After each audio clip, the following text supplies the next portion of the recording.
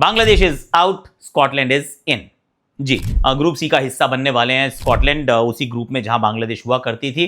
अब बात हो चुकी है फाइनल। पाकिस्तान ने अपनी जो है विरोध जो है इस बात का वो भी रजिस्टर करा दिया है और ये भी कहा है कि हमें सरकार बताएगी तो हम आएंगे, नहीं बताएगी तो नहीं आएंगे। And I am thinking Pakistan की गवर्नमेंट को ये बांग्लादेश के डिसीजन के साथ क्यों ही इंटरेस्ट होने वाला है? मतलब लॉजिक क्या है इस बात का?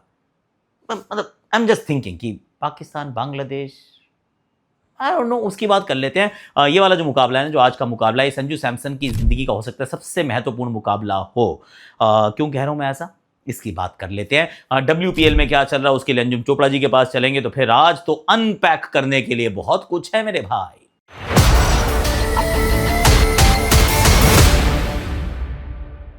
हैशटैग आकाशवाणी में आप सभी का हाथ जोड़ के स्वागत है। कैसे हो आप लोग? आई रियली होप कि आप अच्छे होगे और जहां पे आपने PKL देखी थी वहीं पे आपको पूरा विश्व कप दिखेगा। उस विश्व कप में अब आपको बांग्लादेश नहीं दिखेगी।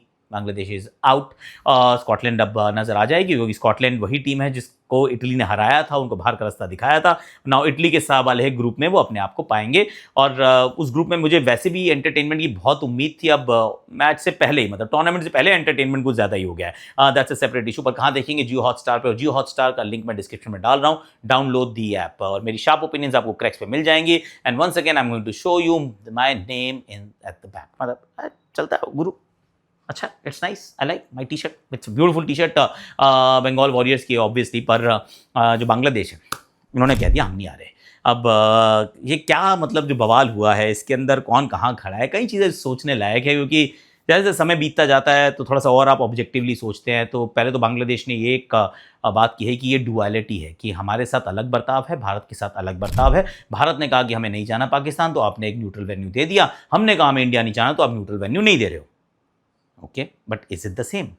मतलब is it apples versus apples? ये एप्पल्स और ऑरेंजेस तो नहीं है। कहीं जरा सोचने की कोशिश करते हैं, क्योंकि बांग्लादेश के भारत आने में कोई समस्या कभी रही नहीं है। बांग्लादेश पिछले 3 महीने पहले उनकी लड़कियां यहीं पे खेल रही थी वर्ल्ड कप, तो वहां कोई ऐसा इशू नहीं है कि यहाँ पे कोई सिक्योरिटी का थ्रेट था। 3 जनवरी तक इनको वैसे भी कोई थ्रेट नहीं था, क्योंकि मुस्तफिजुर रहमान 18 दिसंबर को बिके थे यार, 16, 17, 18 दिसंबर को बिके थे। उसके बाद 16 दिसंबर, और उसके बाद 3 जनवरी तक कोई इशू नहीं था। ये तो 3 जनवरी को जब BCCI ने कहा कि हम नहीं खिलाना चाहते फिज को अपने एक डोमेस्टिक टूर्नामेंट में, तो सडनली इनको रियलाइज हुआ कि ये तो बात फिज की नहीं है, ये तो बात देश की हो गई, और देश में तो सिक्योरिटी आ गई। और तो उन्होंने कहा चलो इस बात का थोड़ा सा बवाल बनाया जाता है, जिसमें ऑनेस्टली स्पीकिंग उतना दम नहीं था यार। ये मतलब अगर आप ऑब्जेक्टिवली अगर सोचेंगे कि क्या एक्चुअली में सिक्योरिटी थ्रेट है, और ऐसा क्या हुआ है 3 तारीख से लेकर 4 तारीख के बीच में कि security suddenly became an issue. तो मतलब मैं सच बोलने की बात कर रहा हूँ कि जो सच है उसको वैसा का वैसा बोल दो कि भाई हम इसलिए नहीं आ रहे क्योंकि आपने हमारे फिज को ना इंसल्ट किया है, और फिज की इंसल्ट हमारी इंसल्ट, और इस चक्कर में हम ICC का इवेंट ही छोड़ देंगे क्योंकि एक डोमेस्टिक लीग में हमारे खिलाड़ी को नहीं खिलाया। चक्कर ये कि जब आप ये बात बोलते हो ना, फिर अपने आप को बार बार ये बात रिपीट पे सुनते हो, तो आपको लगता है कि आप ये बड़ी बेवकूफ़ी की बात कर रहे हो यार। ये कोई ऐसे मैच्योर डेमोक्रेसी थोड़ी ना ऐसे हरकतें करती है कि एक डोमेस्टिक लीग में हमारे खिलाड़ी को नहीं खिलाया तो इसलिए हमने अंतर्राष्ट्रीय एक टूर्नामेंट में बायकॉट कर दिया। I mean does it make sense? पर ये यहाँ पर थे, और ऐसा मुझे लग रहा था कि इसमें जो ये कंफर्म भी हो गया कि पाकिस्तान जो था वो शह भी दे रहा था कि चलो चलो कोई बात नहीं, हम तुम्हारे साथ हैं, हम बॉयकॉट कर देंगे, हम नहीं जाएंगे। और अभी मोहसिन नकवी ने फिर कह दिया कि हमें तो अभी सरकार बताएगी।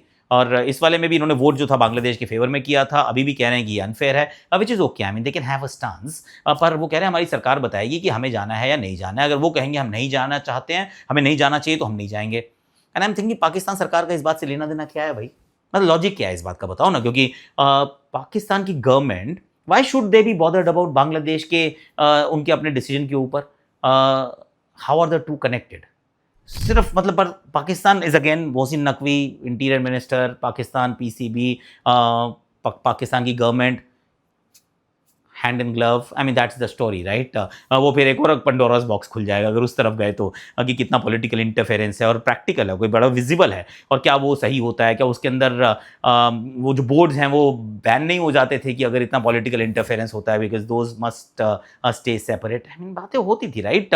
बट एनी हाउ, अब पाकिस्तान ने कह दिया है कि हम ये सोच के बताएंगे कि जो हमारी सरकार कहेगी हम वो करेंगे। Again it could be a bluff, और they may actually decide to walk out also, we don't know about it. पर एक इंटरेस्टिंग बात यह है कि बांग्लादेश ने ऐसा नहीं किया था जब चैंपियंस ट्रॉफी को मूव किया गया था, and that is where I am saying कि दोनों सेम सिचुएशंस नहीं है।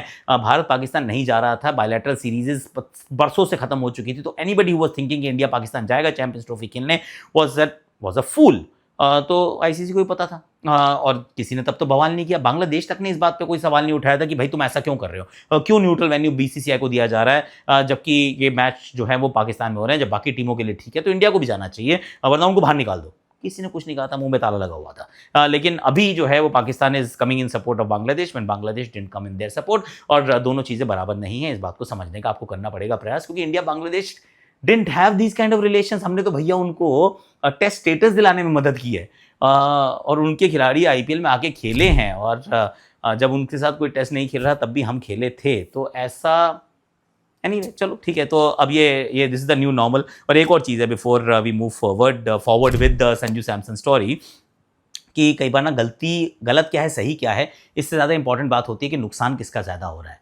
नुकसान यहाँ बांग्लादेश के क्रिकेटर्स, बांग्लादेश की क्रिकेट, बांग्लादेश के जो लोग हैं, इन सब का नुकसान थोड़ा सा ज़्यादा होगा। ये जब इंटरिम गवर्नमेंट जब हटेगी, और तब जब ये रियलाइज़ करेगी कि आपने क्या किया है, क्योंकि I mean, you're running the country, but do you have the mandate to run the country, and do you have the mandate to do what you're doing with Bangladesh cricket?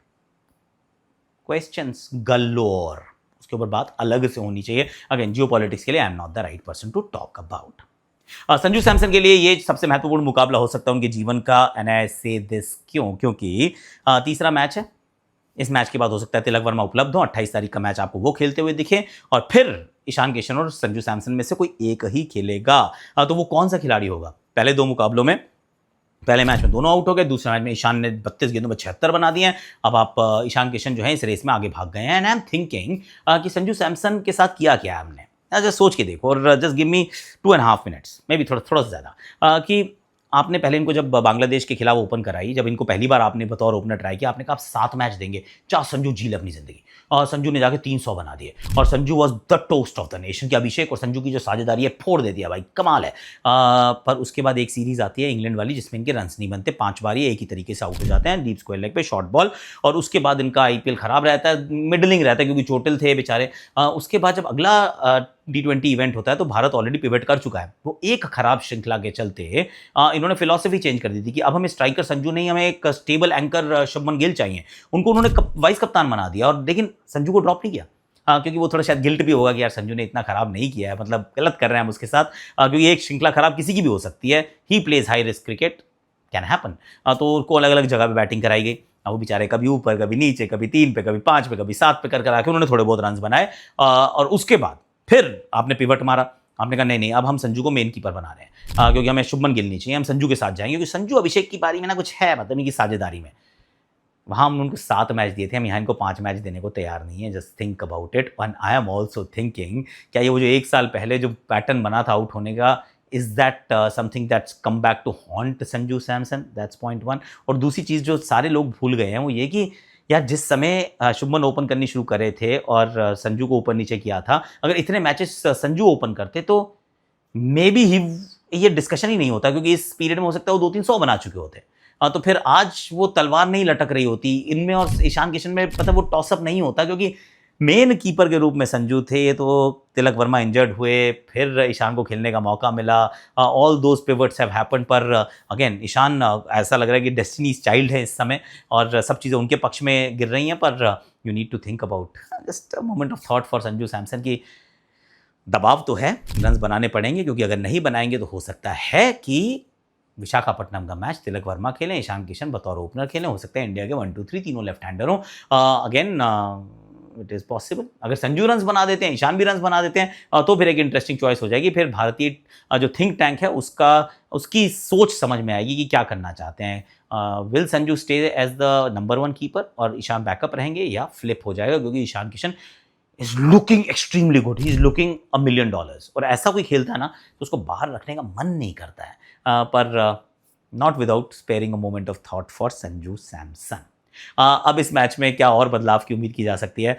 Bumrah नहीं खेले थे तो फिर आपने, क्योंकि अक्षर इंजर्ड है ना, अब अक्षर इंजर्ड है तो नंबर 8 पे बैटर नहीं मिलता कोई, नंबर 8 पे बैटर खिलाने के लिए फिर आपको किसी को ड्रॉप भी करना पड़ता, तो वहाँ बुमराह ने रेस्ट ले लिया। अब बुमराह ने वहाँ रेस्ट लिया, मुझे लग रहा है यहाँ पे अर्शदीप रेस्ट ले लेंगे। अगर तो अक्षर फिट नहीं हुए तो फिर इस मैच में अर्शदीप खेलें, Arshdeep rest, Bumrah will play, open the bowling, Harshit Rana will continue as number 8, दोनों स्पिनर्स के साथ भारत चला जाएगा, कुलदीप यादव एंड वरुण चक्रवर्ती। तो इस कॉम्बिनेशन से खेलने का मन जरूर बनाएंगे, पर सच बात यह है गुवाहाटी में है, ड्यू बहुत आती है, कई बार तो पहली पारी में ही आ जाती है।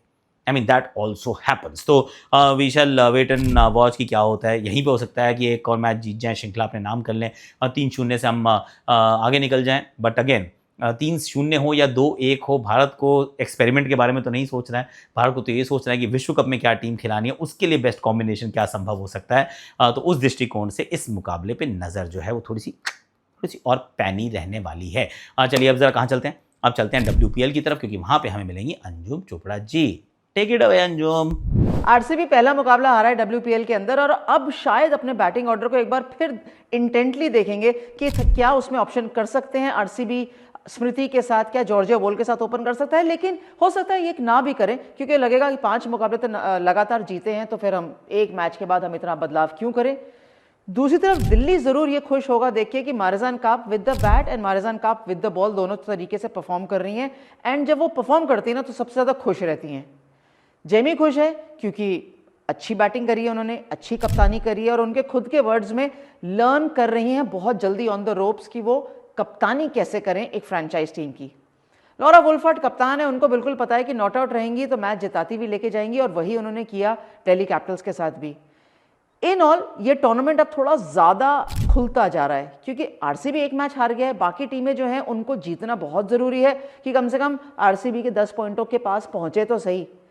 अच्छी बात यह है कि दिल्ली वही कर रहा है जो करता आ रहा है कि बॉलिंग उनको लीड कर रही है, बैटिंग उनके रन्स बना रहे हैं, और आरसीबी अपने लिए थोड़ा सा ज़्यादा ओपन कर रहा है ये सोचने के लिए कि जो 5 इंटरनेशनल प्लेयर्स हैं उनमें से एक कौन सा है जो बाहर बैठेगा।